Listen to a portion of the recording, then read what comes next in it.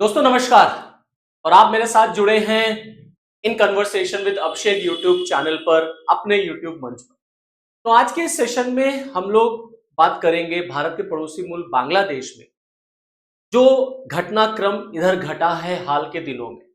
दरअसल बांग्लादेश से जो न्यूज आ रही है निकल के वो ये कि बांग्लादेश में अमेरिका ने पूरी तरीके से बैटिंग, बॉलिंग, फील्डिंग सब कुछ सेट कर दिया है। मोहम्मद यूनुस की ताजपोशी होना बस बाकी।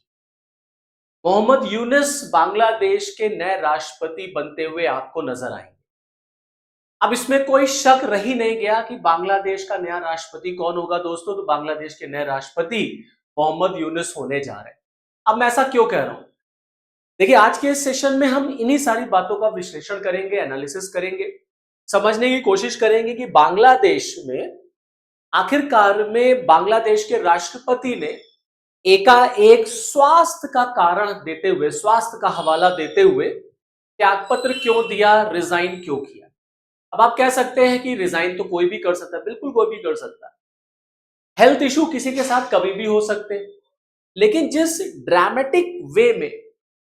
ड्रामेटिक वे में बांग्लादेश के राष्ट्रपति ने रेजिग्नेशन दिया है, वहां से ये बात निकल के आती है कि दरअसल अमेरिका अब पूरी तरीके से उसने मन बना लिया है, मूड बना लिया है कि मोहम्मद यूनुस को वो बांग्लादेश का अब नया राष्ट्रपति अपॉइंट करवाना चाहता है।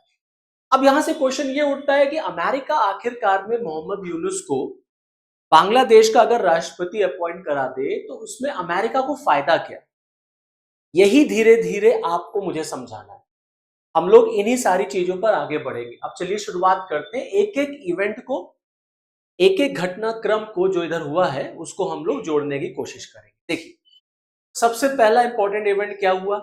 सबसे पहला इंपॉर्टेंट इवेंट ये होता है कि अमेरिका के जो एम्बेसडर हैं इंडिया में, अमेरिका के इन्वॉय, अमेरिका के राजदूत, अमेरिका के एम्बेसडर जो भारत में है, वो बांग्लादेश जाते हैं और बांग्लादेश जाकर के बांग्लादेश के प्राइम मिनिस्टर तारिक रहमान से मुलाकात करते हैं। सरग्योरी गौर की मुलाकात बांग्लादेश के प्राइम मिनिस्टर तारिक रहमान से होती है। अब तारिक रहमान का भी बांग्लादेश का प्राइम मिनिस्टर बनना बड़ा ड्रामेटिक था। हम सब ने देखा 2024 में शेख हसीना की सरकार बांग्लादेश से बाहर होती है। एक छात्र आंदोलन होता है, जेंजी आंदोलन होता है। ये कहा जाता है कि उसमें भी अमेरिका इन्वॉल्व था, डीप स्टेट्स इन्वॉल्व थे, जियो पॉलिटिकल एंगल था उसमें। अमेरिका को बांग्लादेश में एक स्ट्रैटेजिकल लोकेशन चाहिए थी। शेख हसीना वो अमेरिका को देने को नहीं तैयार थी। अमेरिका पूरी तरीके से हाथ पैर धो करके, पूरा शरीर धो करके शेख हसीना के पीछे पड़ गया और अमेरिका ने, बाइडेन सरकार ने कसम खा ली कि अब शेख हसीना को यहां से हटाना है। और फाइनली हुआ भी वही। फंडिंग अमेरिका से की गई, जेंजी आंदोलन हुआ, शेख हसीना सत्ता से बाहर हो गई। मोहम्मद यूनुस को भेजा गया। मोहम्मद यूनुस बांग्लादेश में इंटरिम गवर्नमेंट के हेड बने, उन्होंने सरकार चलाई। उस दौरान हमने देखा कि कैसे मोहम्मद यूनुस अमेरिकन प्रेशर में काम करते थे। और फिर उसके बाद बांग्लादेश में इलेक्शन होता है।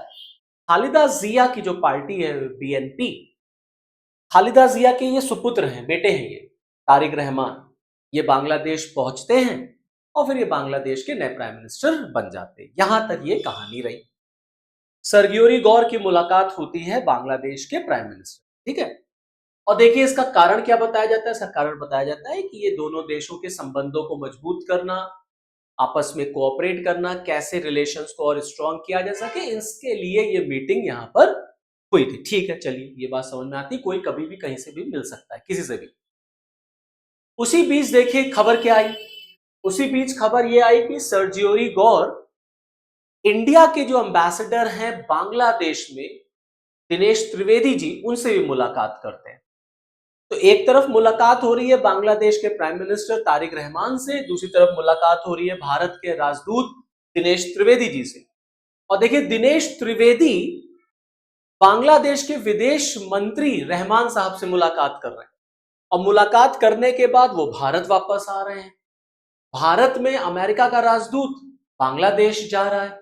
तो दरअसल अमेरिका की तरफ से बांग्लादेश में जो ये राजदूत भेजा गया वहां पर तारिक रहमान से मिलने के लिए, सर्जियोरी गौर को, सर्जियोरी गौर दरअसल ट्रंप की टीम के ना बड़े मतलब एक कॉन्फिडेंशियल पर्सन है, बहुत इन्फ्लुएंशियल पर्सन है। ट्रंप इन पर बड़ा आंख बंद करके विश्वास करते हैं। इसीलिए ट्रंप ने सर्जियोरी गौर को बांग्लादेश भेजा एक मैसेज कन्वे करने के लिए, और वो मैसेज यही है कि जब बांग्लादेश में राष्ट्रपति का पद अब खाली हो चुका है, अब उस पद को कैसे भरा जाए, कौन भरेगा, कौन बैठेगा। तो अमेरिका दरअसल बांग्लादेश में राष्ट्रपति के रूप में मोहम्मद यूनुस को देखना चाहता है। अमेरिका मानता है अगर मोहम्मद यूनुस बांग्लादेश के राष्ट्रपति बन जाएंगे तो अमेरिका के लिए जियोपॉलिटिकली बड़ा ये फ्रूटफुल होगा। हम आगे इस पर भी बातचीत करेंगे कैसे होगा। अब देखिए ये जो सारा इवेंट हुआ है, इसमें से दो बड़े इंपॉर्टेंट क्वेश्चन निकल के आते हैं। पहला तो ये कि तारिक रहमान क्या भारत आने वाले हैं, क्योंकि भारत में है ब्रिक्स का सम्मेलन और भारत ने तारिक रहमान को इनविटेशन दे रखा है। तो क्या तारिक रहमान भारत की यात्रा करेंगे, ब्रिक्स सम्मेलन में आएंगे, क्योंकि बांग्लादेश ब्रिक्स का मेंबर बनना चाहता है। दूसरी तरफ शेख हसीना का क्या होगा। अब देखिए आज जब मैं ये वीडियो आपके लिए शूट कर रहा हूं 5 अगस्त को, तो शेख हसीना के भारत में रहते हुए पूरे 2 साल हो गए और आज उन्होंने मीडिया को एड्रेस भी किया। आई एम श्योर कि शायद आप सब लोगों ने देखा होगा कि शेख हसीना ने जब मीडिया को एड्रेस किया, उस पर भी हम लोग डिस्कशन करेंगे, उसको भी एनालाइज करेंगे कि आखिरकार में उनके स्पीच का क्या मतलब है। तो शेख हसीना का क्या होगा, क्योंकि हम सब जान रहे हैं कि ये भारत में है और बांग्लादेश लगातार शेख हसीना को मांग रहा है भारत से कि आप सरेंडर करिए, इन पर हमें केस चलाना है। ऑलरेडी बांग्लादेश में शेख हसीना को कैपिटल पनिशमेंट मिल चुका है। ठीक, यहां तक ये मोटा मोटा बात रही। अब थोड़ा सा जान लीजिए सर्जियोरी गौर के बारे में। मैंने आपको बताया कि सर्जियोरी गौर जो है वो ट्रंप की टीम के बड़े इन्फ्लुएंशियल पर्सन हैं और केवल ये भारत में अमेरिका के राजदूत नहीं है दोस्तों, इनको अमेरिका ने एक स्पेशल मिशन पे भेजा है, एक स्पेशल इनवाइट, मतलब इनको अपॉइंट किया गया। और स्पेशल अपॉइंटमेंट इनका कैसे हुआ है, ये दरअसल लीड करते हैं, ही इज द हेड और he is the representative of America in south and central Asia. तो साउथ और सेंट्रल एशिया के लिए भी, उसके मामलों को देखने के लिए भी ट्रंप ने सर्जियोरी गौर को भेजा। अब आप समझ लीजिए सर्जियोरी गौर कितने महत्वपूर्ण व्यक्ति होंगे। अब देखिए सर्जियोरी गौर बांग्लादेश पहुंचते हैं, लेकिन तारिक रहमान से मिलने से पहले पूरा होमवर्क किया जाता है ताकि तारिक रहमान के ऊपर जो है हम प्रेशर बिल्डअप कर सके। अब कैसे, अब जो मैं आपको बात बताने जा रहा हूं वहीं से ये बात निकल के आएगी। सर्जियोरी गौर बांग्लादेश पहुंचते हैं, तारिक रहमान से नहीं मिलते, पहले वो जाते हैं उस कैंप में जहां रोहिंग्यास रहते हैं। तो रोहिंग्यास के कैंप का वो विजिट करते हैं, यानी कि वो कॉक्स बाजार जाते हैं। अब ये कॉक्स बाजार कहां पर है, थोड़ा सा इसकी भी लोकेशन आपको जानना जरूरी है। अब आप देखिए, ये है बांग्लादेश, ये है हमारा प्यारा भारत, ये है म्यांमार। ओके, ये छोटा सा एरिया जो आप यहां पे देख रहे हैं, दिस इज कॉक्स बाजार। ये म्यांमार का एकदम सटा हुआ इलाका है, जहां पर म्यांमार बांग्लादेश से जाकर के ऐसे मिलता है। बस ये पूरा एरिया ही जो है वो कॉक्स बाजार कहलाता है। ठीक है, ये रखाइन प्रोविंस है म्यांमार का। यहीं पर आप देखेंगे, यहीं पर आप देखेंगे रखाइन प्रोविंस में आपको रोहिंग्यास मिलेंगे। रोहिंग्यास का इशू बड़ा इंपॉर्टेंट इशू है। ओके, अब आप देखिए रोहिंग्यास कौन है। रोहिंग्यास दरअसल म्यांमार में मुस्लिम मेजॉरिटी, मतलब मुस्लिम कम्युनिटी को ये बिलोंग करते हैं। और म्यांमार दरअसल बुद्धिस्ट कंट्री है, वहां बुद्धिस्ट मेजॉरिटी जो है उनके लोग रहते हैं। तो वहां पर एक एथनिकल क्लैश होता है और वहां से फिर रोहिंग्यास जो है वो माइग्रेट करके बांग्लादेश चले आते हैं और फिर बांग्लादेश से भी बहुत सारे लोग भारत में भी रहते हैं। कुल मिला के अगर आप मोटा मोटा देखें तो बांग्लादेश में आपको लगभग लगभग 10 लाख रोहिंग्यास आपको मिलेंगे कॉक्स बाजार में रहते हुए। अब यहां पर पहुंचना, यूएस इनवॉय का, सर्जियोरी गौर का पहुंचना कैसे इंपॉर्टेंट है। दरअसल हुआ क्या कि जब ट्रंप की सरकार बनी अमेरिका में, तो ट्रंप ने बांग्लादेश को मिलने वाला एड बंद कर दिया, जो दरअसल ट्रंप रोहिंग्यास को या रोहिंग्यास के कैंप को दिया करते थे। बांग्लादेश का यह कहना था कि भाई हमने अगर किसी दूसरे देश के लोगों को अपने देश में शरण दी है तो दुनिया के तमाम देश अगर हमारी हेल्प कर दे तो उसमें बुराई क्या है? तो दुनिया के तमाम देश हेल्प करते भी हैं। अब आप देखिए यहाँ पे आप देख सकते हैं 87 million US dollar Bangladesh America से ले चुका है। तो ट्रंप जब आए तो उन्होंने इसको रोक दिया। अब सर्जियोरी गौर ने जाकर के तारिक रहमान से कहा कि तुम चिंता ना करो, हम तुम्हारे साथ हैं। US will continue to stand by Bangladesh on Rohingya crisis, Sergio Gor. इसका मतलब है कि अमेरिका बांग्लादेश को रोहिंग्यास के इशू पर जो मदद दे रहा था वो देता रहेगा, लेकिन एक शर्त अमेरिका की तारिक रहमान को माननी पड़ेगी। और वो क्या है? वो ये कि जो राष्ट्रपति का पद खाली है वहां पर तुम्हें मोहम्मद यूनुस को बिठाना है। अगर नहीं बिठाओगे तो शेख हसीना को याद कर लो, अमेरिका जब चाहे तुम्हें भी तुम्हारे पद से हटा सकता है। क्योंकि बांग्लादेश में बांग्लादेश और पाकिस्तान में तख्ता पलट करना कोई बहुत बड़ी बात नहीं है, और अमेरिका ऑलरेडी इन्वॉल्व रहता ही रहता है। अब आप देखिए, जो मैंने आपको बात बताया था कि शेख हसीना से दरअसल अमेरिका इतना चिढ़ क्यों गया था। दरअसल ये जो कॉक्स बाजार वाला एरिया है, इसी के नीचे यहां पर सेंट मार्टिन आइलैंड है। ये जो सेंट मार्टिन आइलैंड है यही अमेरिका को चाहिए था, क्योंकि सेंट मार्टिन आइलैंड का स्ट्रैटेजिकल इंपॉर्टेंस है। अमेरिका इसके पीछे पड़ गया कि भैया हमको तुम सेंट मार्टिन आइलैंड दे दो, हमको नहीं दोगे तो तुम चाइना को दे दो। और बांग्लादेश में जिस तरीके से चीन का दखल है उसको कम करने के लिए अमेरिका को सेंट मार्टिन आइलैंड चाहिए था। शेख हसीना ने सेंट मार्टिन आइलैंड देने से मना कर दिया। बस बाइडेन ने अपनी पूरी सेना लगा दी, कहा इनका तख्ता पलट होना चाहिए। अब आ गए मोहम्मद यूनुस, जिनको एक पपेट माना जाता है अमेरिका का। मोहम्मद यूनुस जब इंटरिम हेड बने तो उन्होंने अमेरिका के साथ एक ट्रेड डील साइन कर ली। इस ट्रेड डील में यह वादा किया गया कि हम अमेरिका से इंपोर्ट करेंगे, मतलब हम अमेरिकन इकोनॉमी को फायदा देंगे, मींस बांग्लादेश की इकोनॉमी ओपन होगी। यही सारी शर्तों को याद दिलाने के लिए सर्जियोरी गौर पहुंच गए बांग्लादेश। कहा याद कर लो, तारिक रहमान ने ट्रेड डील साइन किया था, अमेरिका तुम्हें हेल्प करता रहेगा, रोहिंग्या कैंप के विकास के लिए चिंता ना करो।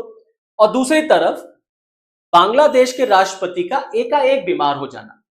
अब आप ये कह सकते हैं कि यार एकाएक तो कोई भी बीमार पड़ सकता है, बिल्कुल पड़ सकता है, लेकिन बीमार ना होकर के अगर बीमारी का बहाना बनाया जाए तो बहुत बड़ा वाला क्वेश्चन मार्क लग जाता है। तो बांग्लादेश के राष्ट्रपति ने जिस ड्रामेटिक वे में रिजाइन किया वो अपने आप में कहीं ना कहीं क्वेश्चन मार्क लगाता है कि ये जगह खाली करवाई गई है कि तुम हटो, मोहम्मद यूनुस को यहां पर आने दो। ठीक। दूसरा, जिस तरीके से बांग्लादेश के राष्ट्रपति ने रिजाइन किया है उसमें कहीं ना कहीं अमेरिका का जियोपॉलिटिकल एम्बिशन छुपा हुआ है।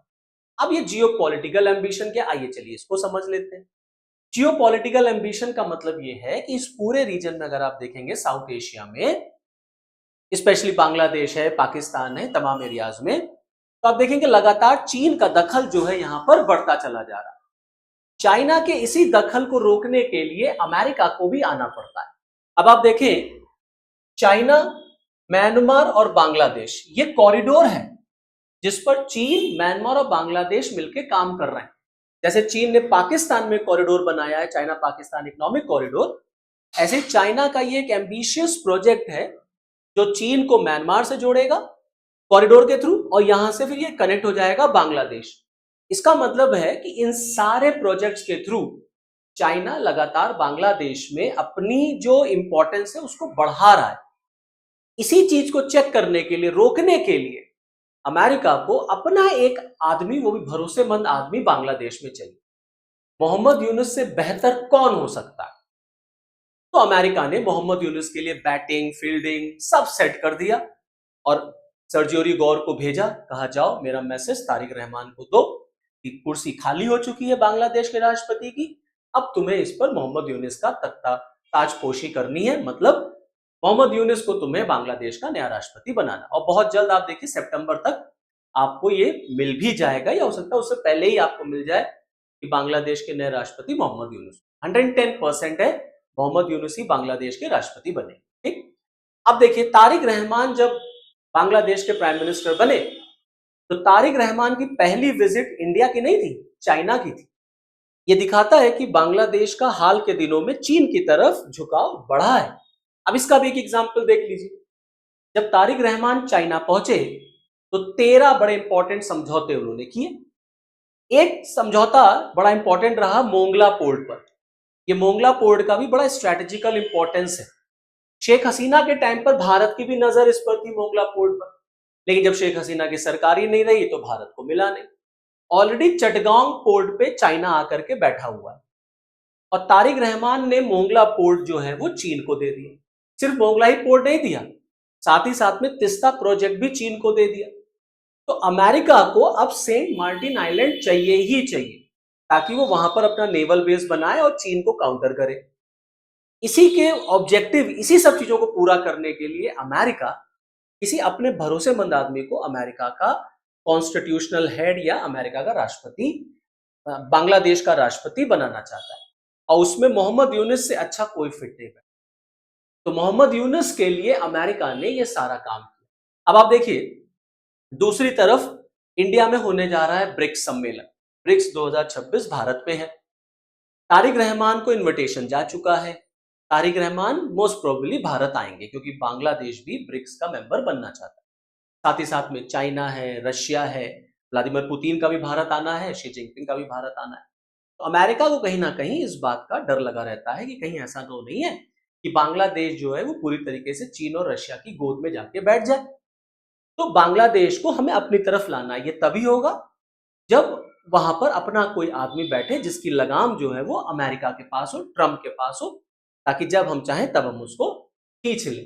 तो इस तरह से या इस चीज के लिए अमेरिका यूनुस को बांग्लादेश का राष्ट्रपति बनाना चाहता है। तो आने वाले दिनों में अब देखिए, कुछ दिनों में क्लियर हो जाएगा कि मोहम्मद यूनुस बांग्लादेश के नए राष्ट्रपति बन गए। आप सबको न्यूज भी मिलेगी। तो चलिए फिर इस वीडियो में इतना ही। अब आज के लिए इतना ही, मुझे दीजिए इजाजत। बट अगर आप पहली बार वीडियो मेरा देख रहे हैं तो प्लीज इसको लाइक, शेयर और सब्सक्राइब जरूर करिएगा। सब्सक्राइब करना भूलिएगा नहीं। तो चलिए फिर मुझे दीजिए इजाजत। नमस्कार।